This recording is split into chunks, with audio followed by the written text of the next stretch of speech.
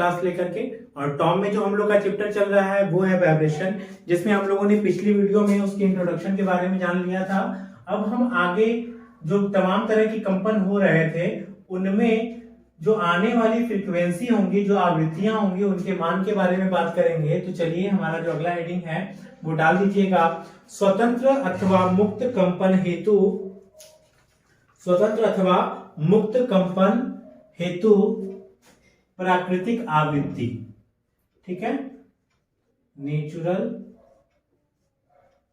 Frequency, natural frequency of natural vibration.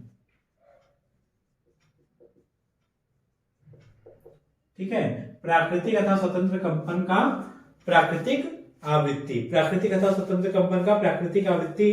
अब इसके लिए हम लोग 3 विधियों का प्रयोग करते हैं। तो इसमें लिखिएगा, प्राकृतिक कंपन हेतु प्राकृतिक कंपन की प्राकृतिक आवृत्ति को ज्ञात करने के लिए 3 विधियां प्रयोग में लाई जाती हैं। 3 विधियां प्रयोग में लाई जाती हैं। पहला संतुलन विधि, पहला संतुलन विधि, दूसरा ऊर्जा विधि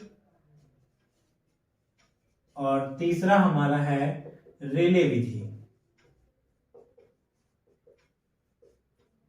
प्राकृतिक कंपन की निम्न विधि, प्राकृतिक कंपन की प्राकृतिक आवृत्ति ज्ञात करने हेतु 3 विधियां प्रयोग में लाई जाती हैं। पहला संतुलन विधि, दूसरा ऊर्जा विधि और तीसरा रेले विधि। ठीक है, अब इनमें से हम बारी बारी सभी विधियों का अध्ययन करेंगे। तो सबसे पहले हमारा है, हम इसको यहाँ मिटा लें क्योंकि हमको इसकी आवश्यकता है मिटाने की, मिटा लेंगे ताकि ये ब्लैक बोर्ड खाली रहे तो हम उसको बता सकें। ठीक है, सबसे पहला हम हेडिंग डाल देंगे इक्विलिब्रियम मेथड। पहला इक्विलिब्रियम मेथड, संतुलन विधि, संतुलन विधि। अब इसके लिए यहां पर देखिए, हम यहां पे एक फिगर बना रहे हैं, मतलब 3 फिगर बना रहे हैं, 3 अवस्थाएं। ये हमारा एक पिंड है जो स्प्रिंग से इस तरह से लगा हुआ है। ठीक, यहां पर ये स्प्रिंग है, स्प्रिंग इस तरह से लगा हुआ है। स्प्रिंग का इस कड़ापन जो है वो स्मॉल एस है, हम ये मान लेते हैं। अब हमने क्या किया, इसमें ये लगा हुआ था, इसमें हमने अगले कंडीशन में जो तीसरा स्टेज है उसमें हमने क्या किया, एक द्रव्यमान यम लटका दिया। तो स्प्रिंग क्या हो जाएगा, एलोंगेट हो जाएगा, क्योंकि इस एम के कारण यहां पर क्या होगा, देखिए भाई यहां पर इसका डिफ्लेक्शन होगा, विस्थापन होगा डेल्टा। तो ये हमने माना डेल्टा विस्थापन हुआ। अब इस पर जो बल कार्य कर रहा होगा वो कौन सा बल होगा, mg नीचे की तरफ कार्य कर रहा होगा और इसको ऊपर की तरफ एक बल खींच रहा होगा जिसका मान होगा s into delta. Spring force क्या होता है, स्प्रिंग का विस्थापन s इंटू डेल्टा, ये होता है ना, s बराबर w अपॉन डेल्टा होता है। तो w स्प्रिंग बल क्या हो जाएगा, s इंटू डेल्टा। तो यहां से ये चीज इतना हो गया, ये अब साम्य अवस्था में आ गया। ये क्या है इसका हमारा, ये हमारा इक्विलिब्रियम स्टेट है। ठीक है, अब हम क्या किए, अगले अवस्था में, ये हमारा पहला कंडीशन था फर्स्ट, ये हमारा सेकंड, और थर्ड स्टेज में हमने जाकर के क्या किया, इसको इसकी साम्य अवस्था से x डिस्टेंस विस्थापित करके, x डिस्टेंस विस्थापित करके छोड़ दिया। अब ये पिंड हमारा यहां पर आ गया m, यहां से इसका विस्थापन कितना हो गया भाई, x हो गया।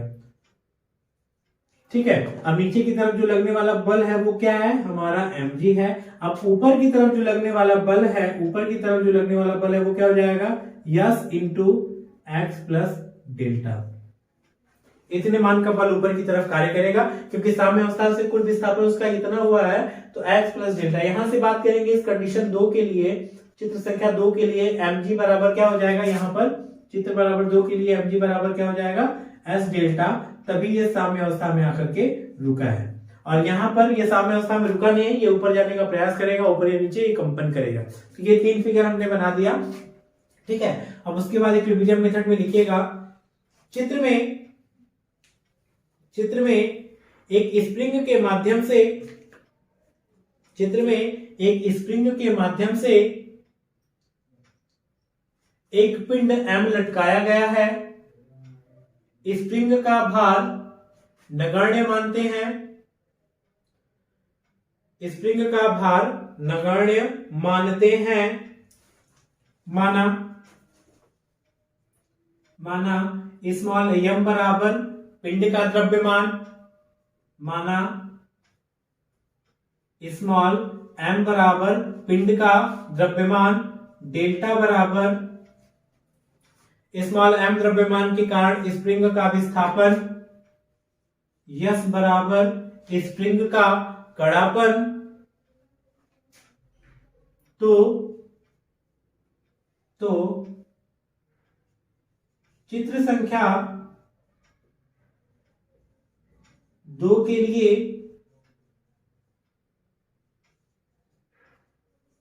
संतुलन हेतु mg बराबर s डेल्टा। समीकरण नंबर 1। चित्र संख्या 2 के लिए क्या होना चाहिए? mg बराबर s डेल्टा होना चाहिए। ठीक है। अब स्प्रिंग पर बाह्य बल लगा करके उसे x विस्थापित करके छोड़ दिया जा रहा है। स्प्रिंग को साम्य अवस्था से बाह्य बल लगा करके x दूरी विस्थापित करके छोड़ दिया जाता है।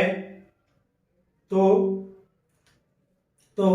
स्प्रिंग पिंड को स्प्रिंग बल द्वारा वापस संतुलित अवस्था में लाने का प्रयास करेगा, तथा पिंड पर निम्न बल कार्य करेंगे। पहला, पिंड का भार mg, दूसरा स्प्रिंग बल yes into total deflection s plus delta. ठीक है। ये आपने फिगर बनाया, ये नोट करिए, उसके बाद आगे बताते हैं। देखिए ये हमारा स्प्रिंग बल इस पर कार्य करेगा। तो अगर हम बात करें जो इसको वापस ले जाएगा ऊपर की तरफ, जो इसको वापस ले जाएगा बल, ठीक है, तो वापसी बल क्या होगा? अतः पिंड पर वापसी बल रिटर्निंग फोर्स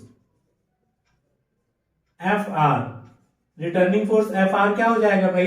Fr, अब ये ऊपर जाना चाह रहा है तो ऊपर का बल अधिक है, तो yes into x plus delta minus mg। ठीक है। वापसी बल क्या होगा? जो ऊपर की तरफ कार्य करेगा, रिटर्निंग फोर्स जो इसको साम्य अवस्था में ले जाने का प्रयास करेगा, वो हमारा होगा s mg इंटू, सॉरी, ये यहां पर नीचे की तरफ जो बल लग रहा होगा, वापसी बल ऊपर की तरफ लगेगा तो नीचे की तरफ बल लगेगा mg, माइनस होगा yes into x plus delta, जो इसको ऊपर की तरफ ले जाएगा बल। ठीक है। ये ऊपर की तरफ ले जाने वाला बल है, तो यहां से देखिए ये हो गया mg minus S x minus yes into delta, ये हो गया Fr। ठीक है। अब समीकरण 1 से mg बराबर क्या है भाई? mg बराबर एस इंटू डेल्टा है, तो Fr बराबर क्या हो जाएगा? ये mg और s डेल्टा कैंसिल हो जाएगा, तो Fr बराबर क्या हो जाएगा? Minus S into x. ये रिटर्निंग फोर्स है जो उसको वापस ऊपर की ओर ले जाने का प्रयास करेगा। ठीक। अब पिंड पर कार्य करने वाला त्वरित बल, एक्सिलरेटिंग फोर्स जो होगा वो F होगा, और यदि हम उसको देखें तो M, अगर A एक्सिलरेशन ला रहा है, A मान का एक्सिलरेशन ला रहा है उस पिंड में, तो ये होगा। तो इसको यदि हम लिख सकते हैं M into d2x upon dt square, क्योंकि x विस्थापन हो रहा है तो त्वरण उसके लिए d2x अपान dt स्क्वायर होगा। ठीक है। अब संतुलन की अवस्था में ये जो त्वरित बल है वो वापसी बल के बराबर होगा, तभी तो वो उसको वापस ले जाएगा। ठीक है। फॉर इक्विलिब्रियम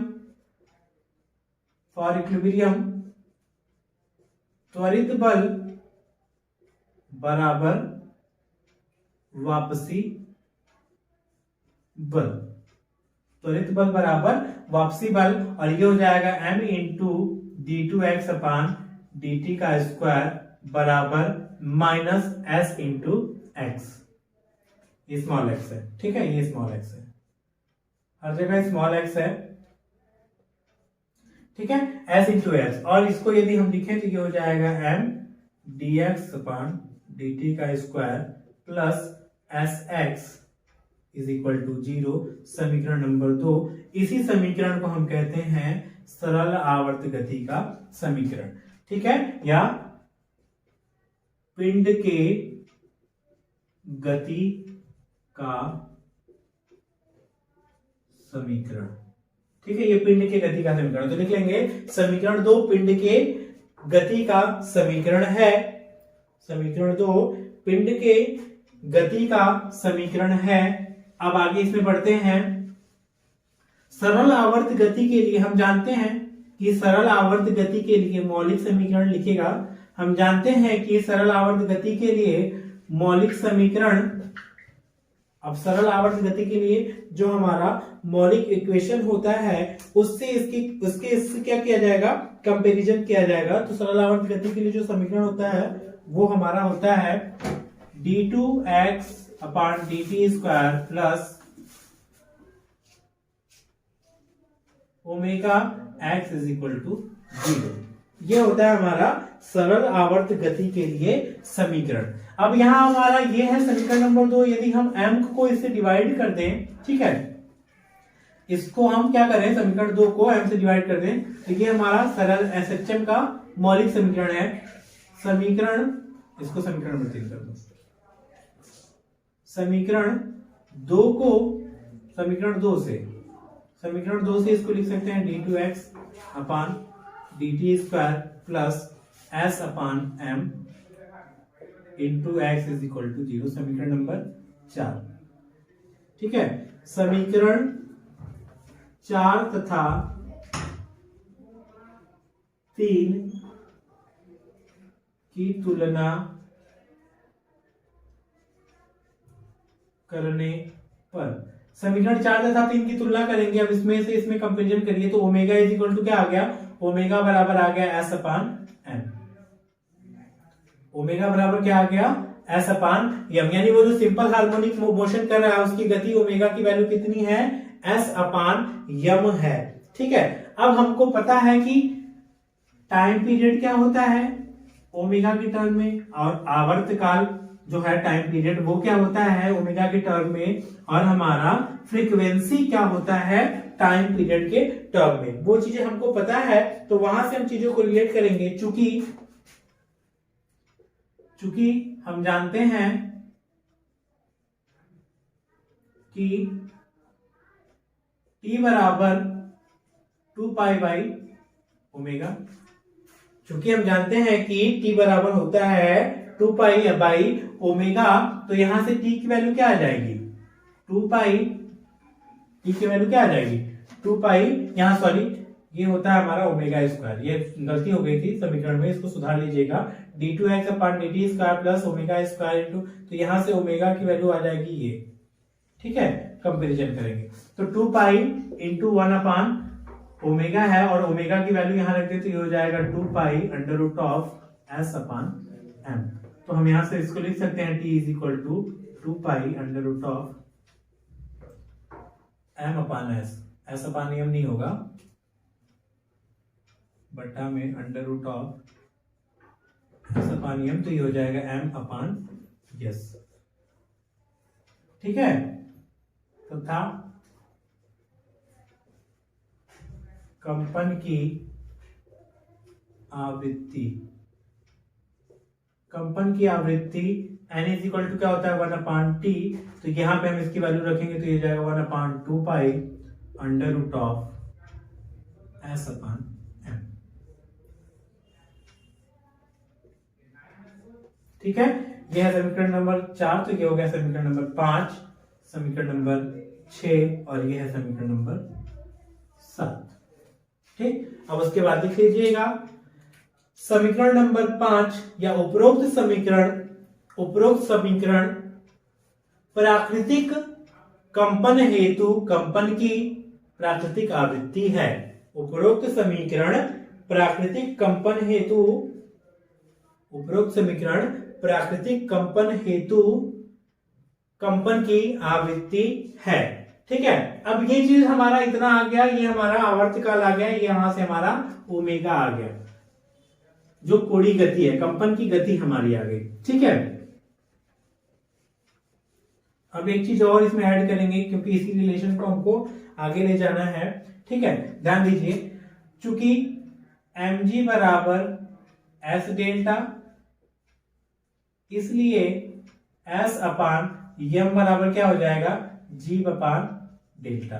यहां से s को m को इधर लेगा और डेल्टा को इधर लाए तो ये आ गया। इसलिए फ्रीक्वेंसी n बराबर क्या हो जाएगा, 1 upon 2 pi under root of g upon delta. यदि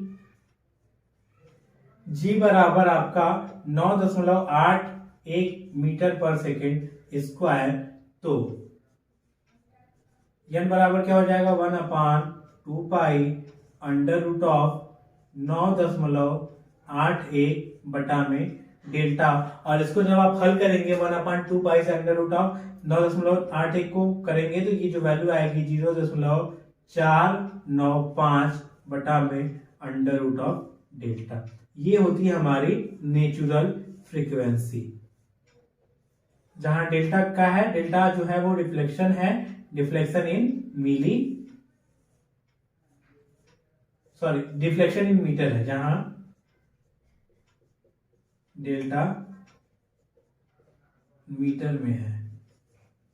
ठीक है, यही नेचुरल आवृत्ति प्राकृतिक आवृत्ति का मान होता है, यही प्राकृतिक आवृत्ति का मान होता है। तो देखिए, इसमें हम लोगों ने क्या किया था, ये हमारा एक स्प्रिंग था जो डेल्टा विस्थापित हो गया था, कब, जब उसमें हमने एम पिंड लगाया था, तो उसमें mg बल और s डेल्टा बल दोनों मिलकर के इसको संतुलन में ला दिए, तो ये हमारा स्थिर अवस्था में हो गया। अब हमने बार बल लगाया और इसको x विस्थापित करके छोड़ दिया, तो इस पे ऊपर की तरफ लगने वाला जो बल था वो s into x plus delta था, और नीचे की तरफ लगने वाला बल हमारा जो था वो mg था। अब ये ऊपर जाना चाह रहा है तो ऊपर की तरफ बल जो लगेगा वो mg minus s into delta x plus delta लगेगा, और वहां से हमने निकाला तो जो वापसी बल था, रिटर्न बल था Fr, उसकी वैल्यू आई माइनस एस, और जो इस पे त्वरित बल लग रहा था उसकी वैल्यू थी m into D x square upon D T square. ये दोनों समीकरण को हमने यहाँ से एक समीकरण प्राप्त किया, गति का समीकरण, और उस गति के समीकरण को सरल आवर्त गति के समीकरण से हमने क्या किया, रिलेट किया, तो हमको वैल्यू मिली omega square is equal to S upon M, या omega is equal to under root of S upon M. ये वैल्यू मिल गई, इससे हमारा ये t इज इक्वल टू होता है 2 पाई बाई ओमेगा और n इज इक्वल टू होता है 1 अपान t। यहाँ पर ये वैल्यू हमने पुट कर दी तो ये हमको आवृत्ति मिल गई। अब चूंकि mg बराबर होता है s इंटू डेल्टा साम्य अवस्था के लिए, तो यहाँ से ये वैल्यू निकल के आ गई कि s upon m is equal to क्या हो जाएगा, g अपान डेल्टा। तो ये फ्रीक्वेंसी क्या हो जाएगी, g अपान डेल्टा की टर्म में ये हो जाएगी। अब यदि g की वैल्यू हम 9.81 रखें तो यहाँ रखने पर हमारा जो n आएगा, n की वैल्यू हो जाएगी 0.495 upon under root of del, जहां डेल्टा कहाँ है, मिलीमीटर में है। यदि इसको हम सेंटीमीटर में बोलेंगे तो ये 4.95 हो जाएगा, उसमें कोई बड़ा इशू नहीं है। तो ये हम लोगों ने नेचुरल फ्रीक्वेंसी ज्ञात की, नेचुरल वाइब्रेशन की, किस मेथड द्वारा, ऊर्जा विधि द्वारा। अब जो हमारा अगला वीडियो होगा उस अगले वीडियो में हम लोग संतुलन विधि द्वारा हमने ज्ञात किया है, ऊर्जा विधि और रेले विधि का प्रयोग करते हुए यही इक्वेशन हम निकालेंगे। यही सेम इक्वेशन आएगा हमारा, जिसमें के लिए हम लोग प्रयोग करेंगे ऊर्जा विधि और रेले विधि। ऊर्जा विधि और रेले विधि से निकालेंगे और देखिएगा लास्ट में हमारा आंसर आएगा, यही आएगा 0.495 बटा के under root of delta. Method कोई भी होगा, उस कंपन की फ्रीक्वेंसी नहीं बदलने वाली है, वो कंपन की फ्रीक्वेंसी सेम रहेगी। ठीक है, तो इतना नोट कर लिया। अगर ये वीडियो अच्छी लगी है, अगर कोई टॉपिक इसमें नहीं समझ में आया है तो उसको पूछिएगा। अगर वीडियो अच्छी लगी है तो हमारे वीडियो को लाइक कीजिएगा, हमारे चैनल को सब्सक्राइब कीजिए, और जिन लोगों ने अभी तक प्रीमियम नहीं लिया है वो लोग प्रीमियम ले लें और हमारे चैनल के साथ जुड़े रहिए, हमारी सुविधाओं का लाभ उठाते रहिए। हम आपसे मिलेंगे अगले वीडियो में, तब तक के लिए धन्यवाद।